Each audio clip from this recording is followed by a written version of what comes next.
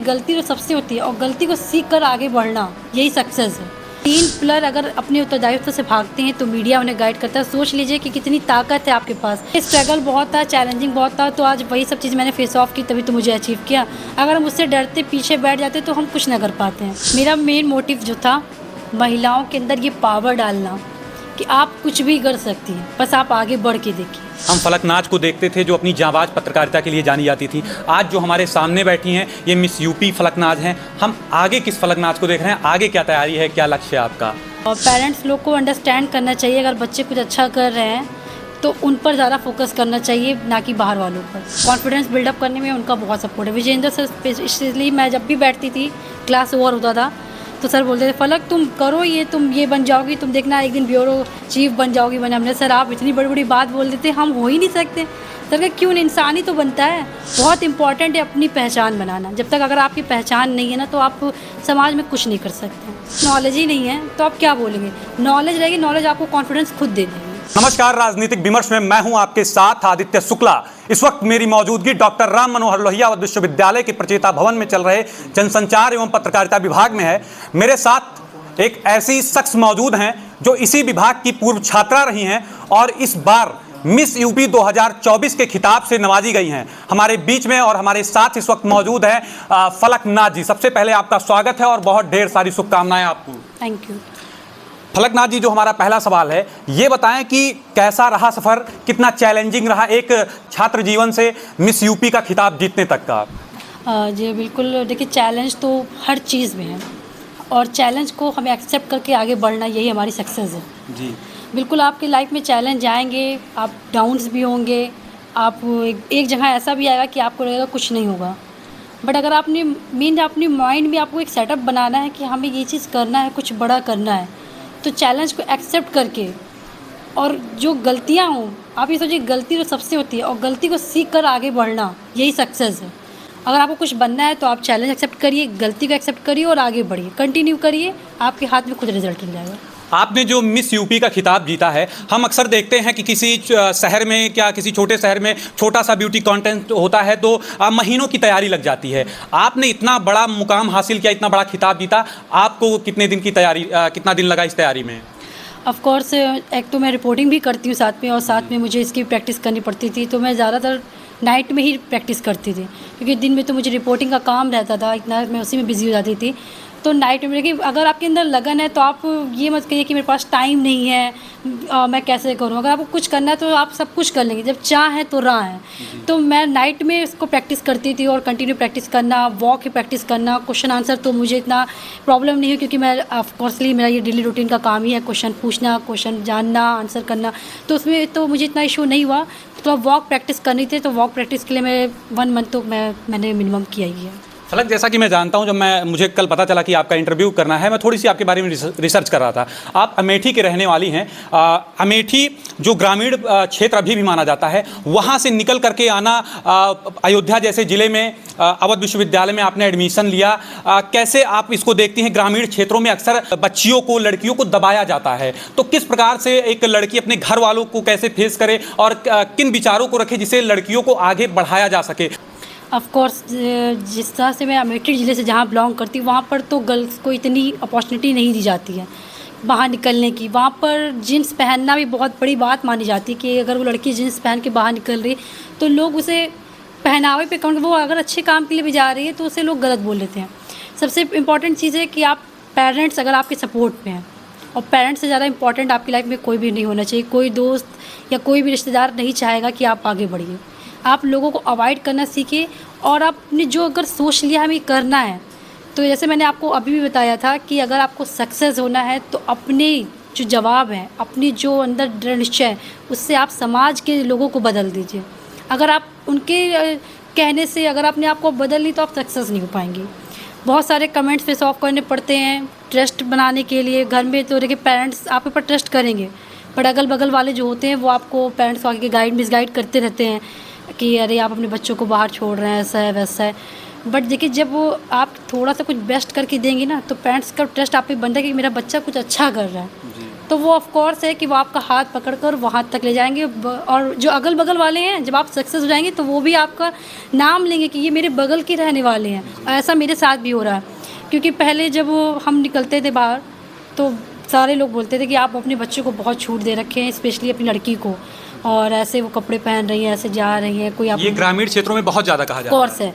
और ऐसा आगे देखिए क्या होगा, आगे आपको पता चलेगा। ऐसा देखिए बहुत लड़कियां निकलती बाद में ये हो जाता है, वो हो जाता है। तो मेरे पेरेंट्स का एक आंसर था, उन्होंने बोला मेरे बच्चे कुछ होगा तो मैं झेलूँगा, आप टेंशन मत लीजिए, हम आपके घर नहीं आएंगे।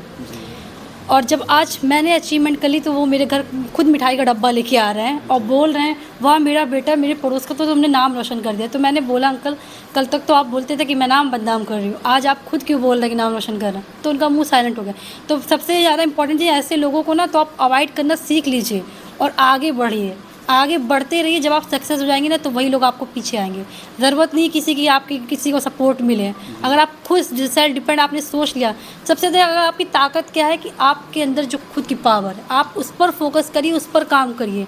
कोई नहीं साथ देता है ज़माने में, सब आपको खाली हाँ जब आप कुछ बन जाएंगे तो 1000 लोग आपको ताली बजाने के लिए और वेल्डन करने के लिए आ जाएंगे। लेकिन जब आप संघर्ष में रहेंगे ना तो लोग आपको टोकेंगे कि कुछ नहीं होगा ये सब चीज़ों से। पर आप उनसे बोलिए बहुत कुछ होगा, वेट करिए। आपने उस रोक टोक का जवाब अपनी सक्सेस से दिया। जैसा कि अभी आपने बताया कि बाहर वाले कुछ भी करें, बहुत ज़रूरी होता है कि हमारे पेरेंट्स का सपोर्ट कितना मिलता है। मैं जान पा रहा हूँ आपकी बातों से, आपके वक्तव्य से, कि आपको अपने फैमिली का, खासकर पेरेंट्स का बहुत ज़्यादा सपोर्ट मिला। आप इतने बड़े मुकाम पर पहुँची हैं, मिस यूपी का आपने खिताब जीता है। क्या कहना चाहेंगे अपने माता पिता के बारे में, अपने भाई बहन के बारे में, खासकर घर वालों के बारे में? मैं तो उन्हें हमेशा थैंक यू बोलती हूँ और डेली उन्हें बोलती कि मेरे जैसे पेरेंट्स सारे बच्चों को मिलें। और पेरेंट्स लोग को अंडरस्टैंड करना चाहिए, अगर बच्चे कुछ अच्छा कर रहे हैं तो उन पर ज़्यादा फोकस करना चाहिए, ना कि बाहर वालों पर। जी बिल्कुल, पेरेंट्स को भी अपने जो है बच्चों पर भरोसा होना चाहिए। फलक, आप ये बताएं, जब मैं एक फलक नाज को देखता हूँ जो मास कम्युनिकेशन एंड जर्नलिज्म की छात्रा थी, आज मेरे सामने जो फलक बैठी हैं वो मिस यूपी हैं। ये परिवर्तन कहाँ से? आप एक पत्रकारिता की छात्र थी, फिर मॉडलिंग में कैसा आना हुआ? थोड़ा सा आप ये सफ़र को ज़रा स्पष्ट करें। मेरा मेन मोटिव जो था, महिलाओं के अंदर ये पावर डालना कि आप कुछ भी कर सकती हैं, बस आप आगे बढ़ के देखिए। मैंने मॉडलिंग इसका मेरा कोई इंटरेस्ट नहीं था इतना, बट मैंने सिर्फ इसीलिए किया कि जो मेरे शहर की बच्ची हैं जो जाना चाहती हैं वो जाएं, उनके अंदर एक कॉन्फिडेंस लेवल मेंटेन हो कि यार देखो वो लड़की मीडिया में थी और वो अमेठी में रहती थी, आज वो मिस यूपी बन गई, हम भी ट्राई करें। जब देखिए कोई भी अचीवमेंट पाता है ना तो ऑटोमेटिक हम लोग के मन में आता है कि यार उसने ऐसा किया तो शायद हम भी ऐसा कर सकते हैं। तो उन्हें एक पावर मिलेगी, इंटरनली पावर मिलेगी कि हाँ मैं भी करूँ, शायद मैं भी फलक जैसा बन जाऊँ, मैं भी कुछ ऐसा करूं। तो मेरा ऐसा कि महिलाओं को सशक्त करना, उन्हें मजबूत बनाना, जिस तरह से हमारी गवर्नमेंट का भी एक मिशन शक्ति बहुत बड़ा प्लेटफॉर्म है जिसमें 3 स्लोगन कहते हैं, नारी सुरक्षा, नारी सम्मान, नारी स्वावलंबन। इन 3 पॉइंट पे गवर्नमेंट भी पूरा वर्क कर रही है कि महिलाओं को सशक्त बनाना है, स्वावलंबन बनाना है, और इसके लिए वो लगातार ऐसे प्लेटफॉर्म तैयार कर रही है, ऐसा माहौल तैयार कर रही है कि महिलाएं खुलकर अपने काम को कर सकें और एक अच्छा पड़ाव समाज में पा सकें।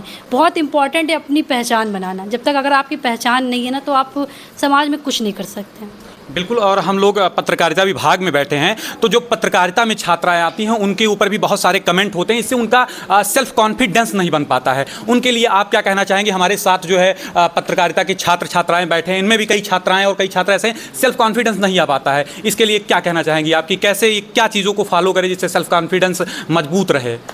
सेल्फ कॉन्फिडेंस के लिए देखिए सबसे ज़्यादा इंपॉर्टेंट है कि आपके अंदर एक इंटरनल आप सोच लीजिए हमें ये करना है और करना है, उस पर डेली आप वर्क करिए। और जो ऐसे लोग हैं, जो समाज के जो छोटे लोग हैं ना, जो आप पर कमेंट करें, उनको तो आप बिल्कुल हटा ही दीजिए। ऐसा करिए कि आपको दिख ही नहीं रहा है, आप उनको माइंड से हटाकर डेली आप अपने काम की प्रैक्टिस करिए। और एक पहले बात तो कि आप कंटिन्यू करिए, स्किप मत करिए। 4 दिन आपने जोश में उठा और आपने वीडियो रिकॉर्ड करी फिर आपने छोड़ दिया। आप कंटिन्यू करिए।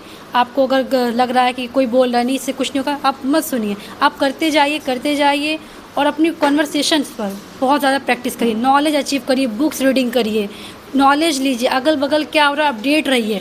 आप सोशल मीडिया पे अगर जितना घंटा आप अपना टाइम स्पेंड करते हैं, अगर 1 घंटे भी आप नॉलेज पर, 1 घंटे अगल बगल के अपडेट पर आप अपडेट रहेंगे ना तो आपको कॉन्फिडेंस ले जाएगा। जब हमें अंदर कुछ पता होगा ना तो हमारे अंदर कॉन्फिडेंस भी रहता है।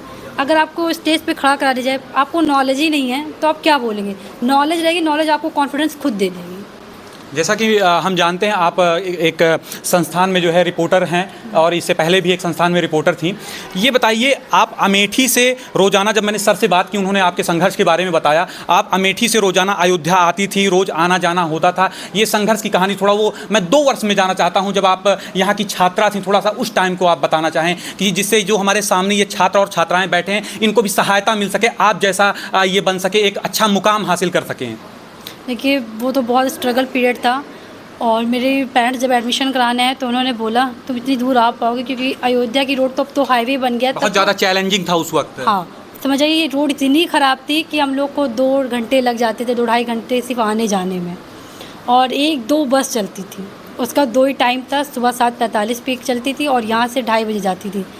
समझ आइए, हम लोग जीने से जब टाइम दिखते थे, बस का टाइम हो रहा है, बस भागना पड़ता था जल्दी जल्दी, बस से बैठना है, कहीं बस ना छूट जाए। फिर प्राइवेट बस तो इतनी ज़्यादा फुल होकर जाती थी कि हम लोग इसमें बैठने को हिम्मत ही नहीं पड़ती कि इसमें बैठ जाएं।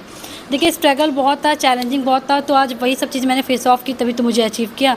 अगर हम उससे डरते पीछे बैठ जाते तो हम कुछ ना कर पाते हैं। देखिए, बिना स्ट्रगल करे, बिना संघर्ष करे कुछ अचीव नहीं होगा। हम लोगों के जो पर्दे पे फ़ोटोज़ देखते हैं, एक्टर को देखते हैं, तो हम लोग सोचते हैं यार हम भी ऐसे बन जाएं, पर ये पीछे देखिए वो बने कैसे हैं। आप इस पे फोकस करिए, वो बने कैसे हैं, ये नहीं कि वो बने क्या है ये मत देखिए, वो बने कैसे हैं, आप उस पर फोकस कर लेंगे, खुद बन जाएंगे आप। अपने सर के बारे में क्या कहना चाहेंगी, जो यहाँ पर आपको पढ़ाते थे, इतना सपोर्ट उन्होंने भी करा है, क्या कहना चाहेंगी? बिल्कुल, मैं टीचर्स का तो बहुत सपोर्ट है, कॉन्फिडेंस बिल्डअप करने में उनका बहुत सपोर्ट है। विजेंद्र सर, इसलिए मैं जब भी बैठती थी, क्लास ओवर होता था, तो सर बोलते थे फलक तुम करो ये, तुम ये बन जाओगी, तुम देखना एक दिन ब्यूरो चीफ बन जाओगी। मैंने हमने सर आप इतनी बड़ी बड़ी बात बोल देते, हम हो ही नहीं सकते। सर का क्यों, इंसान ही तो बनता है, और तुम करो, तुम बनो। और सर मुझे कहीं ना वर्क दे दें कि आप PPT बना के लाओ, ये वीडियो शूट करो, डेली बनाओ, तो सर का बहुत सपोर्ट रहा।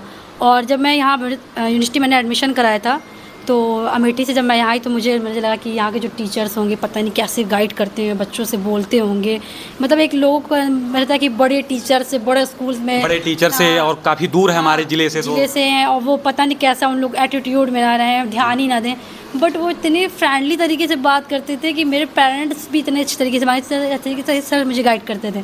तो स्पेशली सर लोग का बहुत सपोर्ट था, और उनकी रिस्पेक्ट करिए आप, तो वो आपको ऐसा गाइड करेंगे, इंटरनली गाइड करेंगे। इंपॉर्टेंट चीज़ है कि आप रिस्पेक्ट करिए। ये होता है ना कि जब हम कुछ बन जाते हैं, या फिर मैंने देखा है स्पेशली लड़कों को, लड़कियों को, उनके अंदर एटीट्यूड नहीं होना चाहिए, स्पेशली अपने गार्जियन और टीचर्स के लिए। एटीट्यूड आप वहाँ दिखाइए, अपने काम में दिखाइए, गलत लोगों से दिखाइए कि हाँ, अगर वो आपके साथ पास आ रहे हैं तो वहाँ पर अपना एटीट्यूड शो करिए, मतलब जो आप लोग को बढ़ाना चाह रहे हैं आप उनसे एटीट्यूड शो करके कुछ नहीं पा सकते हैं। एक पेरेंट्स से आप बच्चा बनकर सब कुछ पा सकते हैं, एक टीचर से भी आप बच्चा बन गए, आप उनके बराबर खड़े होकर सोचिए कि कुछ मिला तो नहीं मिलेगा। अच्छा फलक, जैसे कोई छात्र होता है, किसी भी कंपटीशन की तैयारी करता है या किसी भी क्षेत्र की, तो उसके जहन में कि ये सवाल होता है, होगा नहीं होगा, अगर होगा तो कैसे होगा, कितना संघर्ष करना पड़ेगा।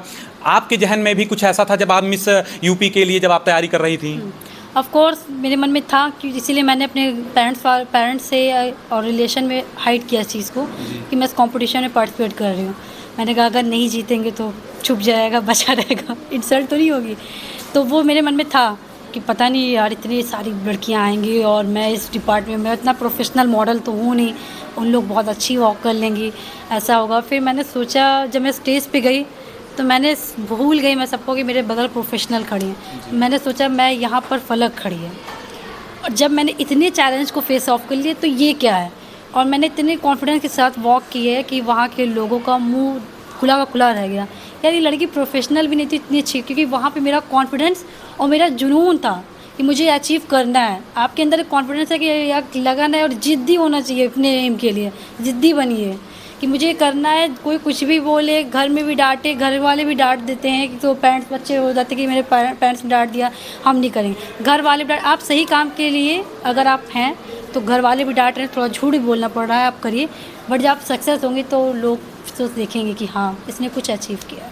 अब मेरा अंतिम सवाल है कि हम, जैसे हमने पहले देखा कि एक हम फलक नाज को देखते थे जो अपनी जांबाज पत्रकारिता के लिए जानी जाती थी। आज जो हमारे सामने बैठी हैं ये मिस यूपी फलक नाज हैं। हम आगे किस फलक नाज को देख रहे हैं, आगे क्या तैयारी है, क्या लक्ष्य है आपका? देखिए वो तो प्रोफेशन तो मेरा मीडिया है और मैं इसी लाइन में ही जाना चाहूँगी। और जो मैंने मिस यूपी चुना है वो सिर्फ मैंने लड़कियों के लिए किया है, उनको सशक्त बनाने के लिए, उनके अंदर कॉन्फिडेंस लेवल मेंटेन करने के लिए कि आप कुछ भी कर सकती हैं और हर फील्ड में जाइए और फील्ड में दिखा दीजिए लड़कियां किसी भी फील्ड में पीछे नहीं हैं। बस उन्हें सपोर्ट करें, उनके पेरेंट्स उन्हें मौका दें और उनके भाई बहन भी उन्हें सपोर्ट करें। ये मेरा सबसे ज़्यादा एम है। और मुझे जो बनना है, मेरे तो एंकर बनना है, आगे स्टूडियो में जाना है, वो मुझे अपॉर्चुनिटी भी मिल रही है। पर मैं फील्ड में इसलिए काम करना चाह रही हूँ कि फील्ड में मुझे चारों तरफ की नॉलेज मिलती है और मैं हर क्षेत्र में बहुत अच्छे से अपने आप को महसूस कर लेती हूँ कि लोगों को दर्द भी महसूस कर लेती हूँ, लोगों की खुशियों को भी महसूस कर लेती हूँ, कंपटीशन भी महसूस करती हूँ, कहीं डाउन भी महसूस करती हूँ। फील्ड में आपको हर तरह की नॉलेज मिलती है और फील्ड का जो एक्सपीरियंस होता है ना, वो आपको अगर आपने अच्छे से ले लिया तो आप कहीं भी बैठ जाइए, कोई आपको रोक नहीं पाएगा। अंत में आप जो है पत्रकारिता के छात्र और छात्राएं बैठे हैं, क्या कहना चाहेंगी इनके लिए जिससे अपने लक्ष्य को पाने में जल्द सफलता मिल सके या सहायक हो सके? देखिए, मीडिया समाज का दर्पण कहा जाता है जी। आपको इतनी बड़ी जिम्मेदारी मिल रही है समाज का दर्पण बनने की, तो अपनी जिम्मेदारी से हटिए नहीं, उस पर वर्क करिए, फोकस करिए और कुछ कर दिखाइए। और मैंने आपको बताया कि जिस तरह से 4th पिलर ऑफ डेमोक्रेसी कहा जाता है, 3 पिलर अगर अपने उत्तरदायित्व से भागते हैं तो मीडिया उन्हें गाइड करता है। सोच लीजिए कि कितनी ताकत है आपके पास, बस आप अपनी ताकत का सही इस्तेमाल करिए और अच्छे तरीके से उसकी नॉलेज लेके करिए, ताकि आप कहीं भी जाइए अपने आप को ऐसा कॉन्फिडेंस लो महसूस मत करिए, गलत न्यूज़ को आप दिखाने से बच जाएंगे। जब आपको नॉलेज रहेगी तो आप चीज़ों में फ़र्क महसूस कर पाएंगी, अच्छी चीज़ों को आप फोकस कर पाएंगी, समाज में पहुंचा पाएंगी। तो मेरा स्पेशली है कि अगर आप इस लाइन में हैं तो बहुत रिस्पॉन्सिबल पोस्ट है, उसे आप मजाक में नहीं, उसके अंदर आप जाइए, इन्वॉल्व होइए, देखिए, समझिए, नॉलेज लीजिए और चले जाइए अपने पथ पर, जो भी आपको पथ निकल जाइए। बहुत बहुत धन्यवाद हमसे बात करने के लिए। तो हमारे साथ मिस यूपी फलक नाज थी, जिनके संघर्षों की कहानी आपने सुना कि अमेठी जैसे अमेठी जहां पर ग्रामीण परिवेश बहुत ही ज़्यादा है और अमेठी से अयोध्या रोजाना आना, अपनी पढ़ाई को कंटिन्यू करना, उसके बाद में ऐसे मुकाम को हासिल करना जिससे पूरे प्रदेश में, देश में अपना और अपने परिवार वालों का, अपने क्षेत्र, अपने ज़िले का नाम रोशन करना। तो बहुत कुछ सीखने की ज़रूरत है हमें फलक नाज जैसी लड़कियों से। और भी हमारे क्षेत्र में ऐसी लड़कियाँ होती हैं जिनके अंदर सेल्फ कॉन्फिडेंस नहीं आ पाता है, चाहे वो किसी भी चीज़ की पढ़ाई कर पाती हूँ, तो उनको फलक नाज से सीखने की ज़रूरत है। फलक नाज से जो इनका आत्मविश्वास है उससे बहुत कुछ सीखने की ज़रूरत है। इसी प्रकार की वीडियोज़ के लिए आप हमारे चैनल पर जुड़े रहिए। नमस्कार।